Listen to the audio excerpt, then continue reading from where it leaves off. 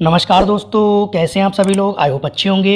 जैसा कि DElEd BTC second semester गणित अध्याय 4 पार्ट 2 लेके आया हूँ। इससे पहले पार्ट 1 अपने चैनल पर अपलोड करके डाल चुका हूँ। जिन्होंने नहीं देखा है वो मेरे चैनल पर जाके देख सकते हैं, वरना डिस्क्रिप्शन में लिंक दे दूंगा, वहाँ से भी जाके देख सकते हैं। जो स्टूडेंट मैथ में फुल से फुल मार्क्स लाना चाहते हैं वो मेरे चैनल से जुड़ सकते हैं और चैनल को सब्सक्राइब भी कर सकते हैं। और अगर आपको किसी भी क्वेश्चन में डाउट हो तो मेरे व्हाट्सअप नंबर 9058426007 पे कॉन्टैक्ट कर सकते हैं। और व्हाट्सअप ग्रुप का मैं लिंक भी डिस्क्रिप्शन में दे दूंगा, वहाँ से जाके ग्रुप में आप ज्वाइन हो सकते हैं। चलिए आज की वीडियो हम क्या सीखेंगे। आज की वीडियो में हम सीखेंगे पूर्ण संख्याओं के गुणन के प्रगुण।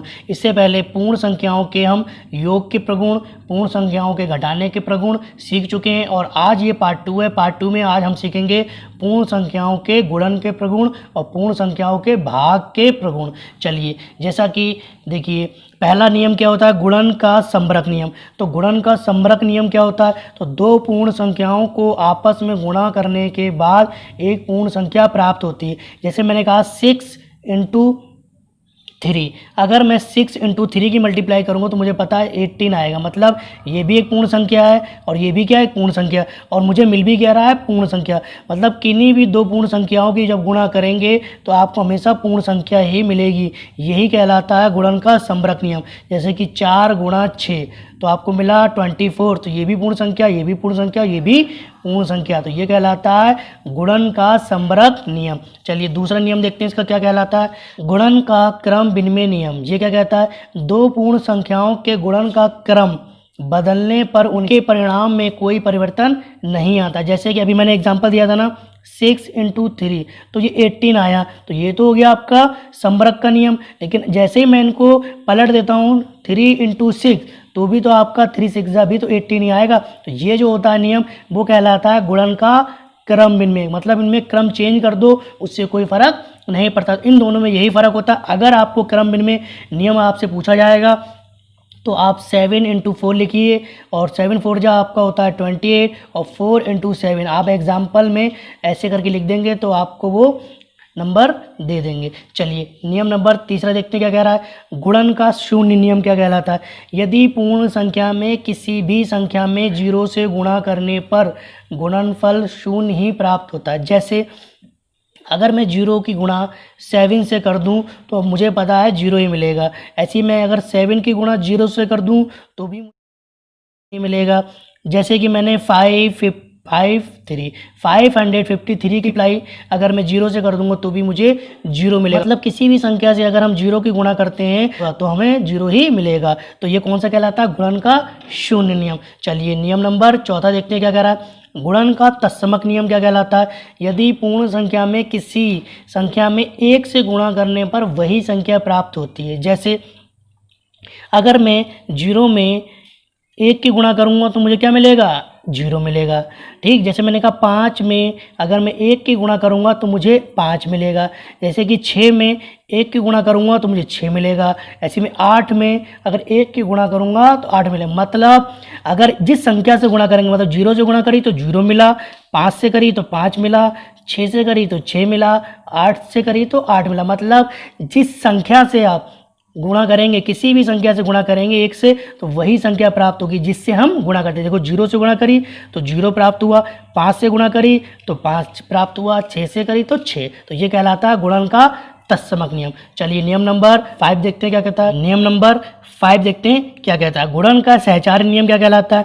2 या 2 से अधिक धन पूर्ण संख्याओं के विभिन्न युगल बनाकर गुणा करने पर गुणनफल में कोई अंतर नहीं आता है। ये गुणा का सहचार नियम कहलाता है। मतलब किन्हीं भी 3 संख्याओं में से 2 संख्याओं का युगल बना लीजिए और उनका गुणा करने पर गुणनफल में अंतर नहीं आता। जैसे मैं आपको एग्जांपल देता हूँ, देखिए 2 गुणा, यहाँ पे लिख देता हूँ 3 × 5। अब मैं मान लो इनका युगल बना लेता हूँ, मतलब जोड़ा बना लेता हूँ। तो इधर 2 × 3 इसका मैंने जोड़ा बना दिया और 5 मैंने इधर फेंक दिया तो भी आपको आंसर सेम प्राप्त होगा। देखो 2 × 3 पंचे 15, अब देखो 2 3 6 × 5, 15 दूनी 30 और 6 पंजे 30। इसका मतलब दोनों तरफ हमें क्या मिल रहा है, उत्तर बराबर मिल रहा है। तो इसका मतलब यही कहना चाह रहा है किन्हीं भी 2 संख्याओं का युगल बना लीजिए और तीसरे से आप गुणा कर दीजिए तो भी आपका आंसर बराबर ही आता है। इसका मतलब कि गुणा का सहचार नियम यहाँ पे काम करता है। चलिए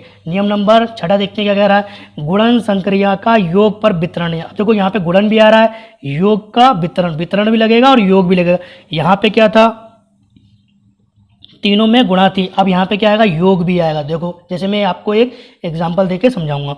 2 या 2 से अधिक संख्याओं के योग को किसी संख्या से गुणा करने पर गुणनफल वही आता है जो उन संख्याओं को अलग अलग उस संख्या से गुणा करके गुणनफलों को जोड़ने से आता है। यह योग का वितरण नियम कहलाता है। जैसे मैं आपको एग्जांपल देता हूँ, 3 गुणा 5 प्लस 7। अब देखो यहाँ पे क्वेश्चन में क्या था, यहाँ पे भी गुणा है, यहाँ पे भी गुणा है, इसमें क्या आ गया, गुणन का नियम तो लग रहा है लेकिन यहाँ पे योग का भी तो लग रहा है। देखो गुणन संक्रिया का योग पर वितरण नियम। तो अब देखो इसको मैं युगल बना ले रहा हूँ, इसका मैं युगल बना देता हूँ।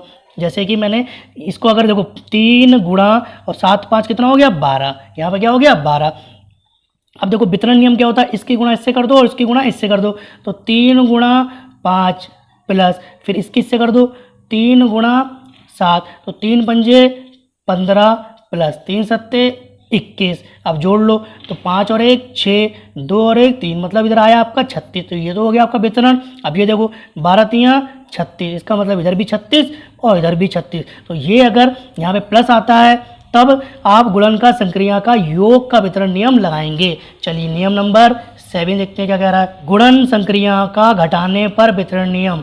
तो 2 या 2 से अधिक संख्याओं को घटाने पर किसी संख्या से गुणा करने पर गुणनफल वही आता है जो उन संख्याओं को अलग अलग उस संख्या से गुणा करके गुणनफलों को घटाने से आता है। यही घटाने का वितरण नियम कहलाता है। जैसे चलिए देखिए मैं एग्जांपल देता हूँ आपको। जैसे कि 2 गुणा और यहाँ पे लिख देता हूँ 5 माइनस 7। ठीक, अब देखिए अब इसको मैं अगर सॉल्व करूँगा तो 2 गुणा, अब 5 में से 7 घटाइए तो माइनस का 2, तो 2 दूनी कितना आया, 4, वो भी आएगा माइनस का। अब इसी को मैं वितरण नियम में यूज़ कर लेता हूँ। देखो हम वितरण नियम ही तो सीख रहे हैं, तो वितरण नियम में कैसे करेंगे, 2 5 माइनस 7। अब वितरण नियम में देखो इसकी से गुणा कर दो, इसकी से गुणा कर दो, तो 2 गुणा 5 माइनस 2 सत्ते 14। तो देखो 2 पंजे 10 माइनस 14, 10 में से जब 14 घटाएंगे तो आपका माइनस का 4 है। इसका मतलब इधर भी माइनस 4 आ रहा है और इधर भी माइनस 4 आ रहा है। तो यहाँ पे भी आपका ये काम कर रहा है। गुणन संक्रिया का घटाने पर वितरण नियम आपका क्या कर रहा है, काम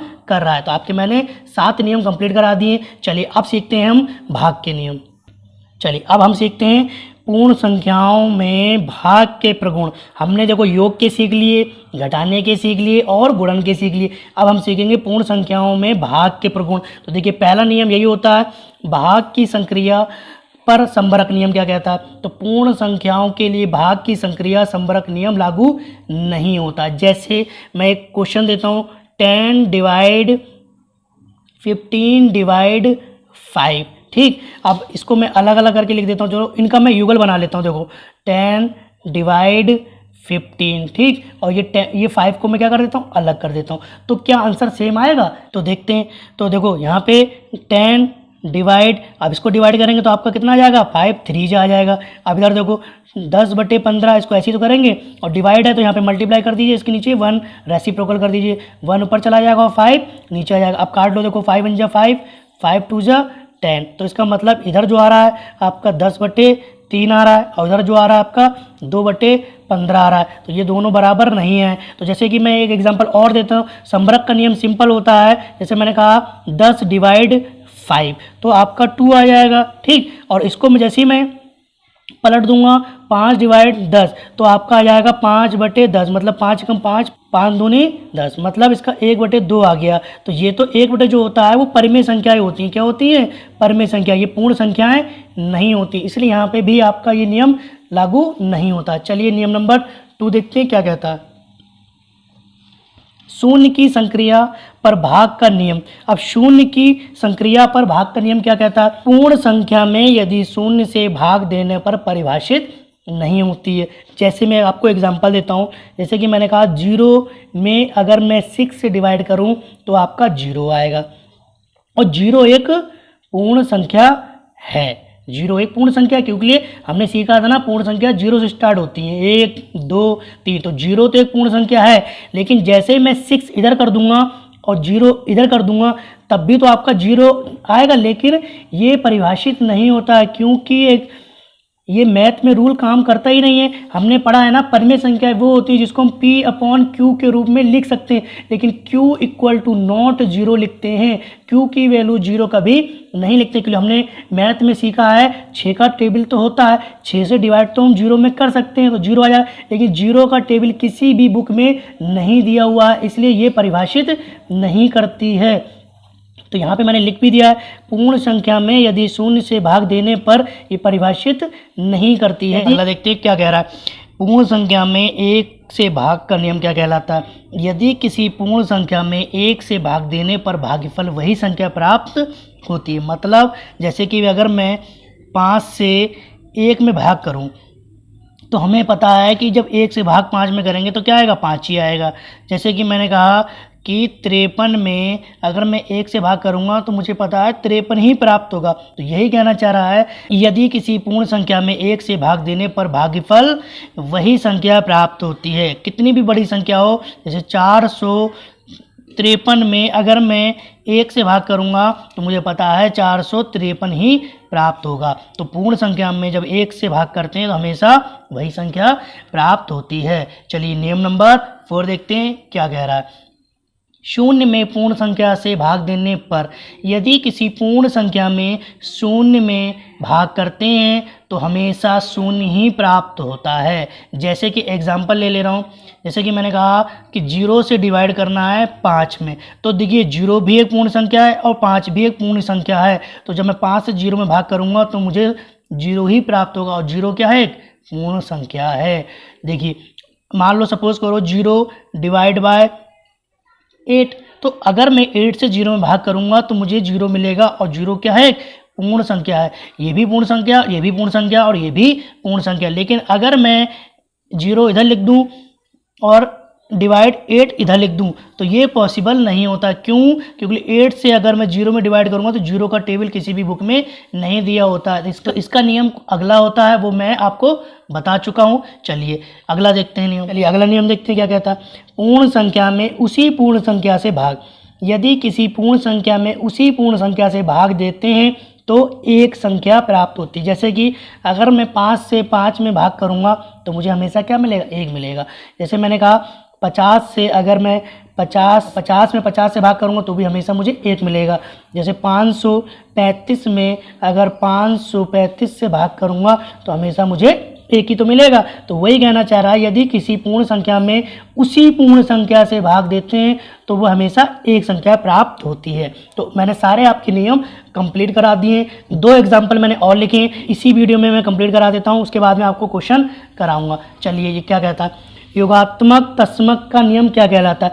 वह संख्या जिसको किसी संख्या में जोड़ने पर योगफल अपरिवर्तित रहे तो उस संख्या को योगात्मक तस्म कहते हैं।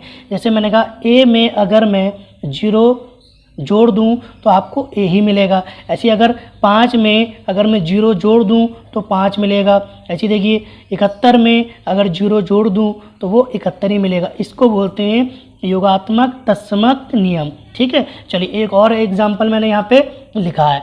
जैसे कि योज्य प्रतिलोम क्या होता है, किसी संख्या का योज्य प्रतिलोम वह संख्या होती है जिसके जोड़ने पर योगफल 0 हो जाए। जैसे x का योज्य प्रतिलोम -x होता है, मतलब माइनस में पहुंच गया। जैसे कि मैंने कहा -7 का योज्य प्रतिलोम क्या होगा, तो वो प्लस में हो जाएगा। अगर प्लस में है तो वो माइनस में हो जाएगा। तो ये होता है योज्य प्रतिलोम। इसमें मैंने कोई नोट डाल के लिखा है, किसी संख्या का योज्य प्रतिलोम ज्ञात करने के लिए संख्या का चिन्ह बदल देते हैं। क्या कर देते हैं, चिन्ह बदल देते हैं। तो आज मैंने आपके गुणा के और भाग के सारे नियम कंप्लीट करा दिए, और इससे पहले मैंने जोड़ के और घटाने के भी नियम सारे कंप्लीट करा दिए। ये टॉपिक यहाँ पे ख़त्म हो जाता है, और इसके अगर कुछ क्वेश्चन बचते हैं तो मैं इसमें क्वेश्चन कुछ करा दूंगा। आई होप आपको ये वीडियो आपको पसंद आई होगी, और अगर आपको ये वीडियो पसंद आई तो प्लीज़ चैनल को सब्सक्राइब कर लीजिए, और अगर आप इस चैनल में पहली बार आए तो प्लीज़ चैनल को सब्सक्राइब जरूर कर लीजिए। चलिए तब तक के लिए धन्यवाद।